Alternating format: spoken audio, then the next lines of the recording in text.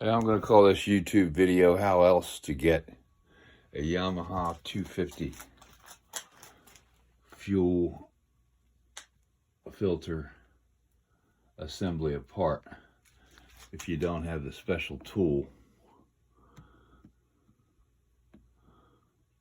that locks into here. This had been seized for some 10 years and I didn't have that special tool. It seemed as though, from looking at the threads between the plastic and the composite material, it was almost glued. So anyway,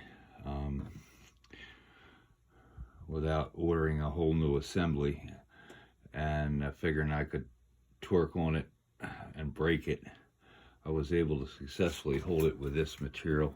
This kind of grabbing material. This is nice, which I used around there to hold it securely in the vise. And then I was able to use this type of wrench that successfully applied enough torque up here high. Of course, I destroyed one of the tines, but that's okay.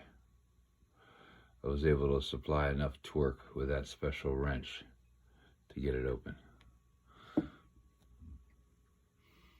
I hope this helps anybody.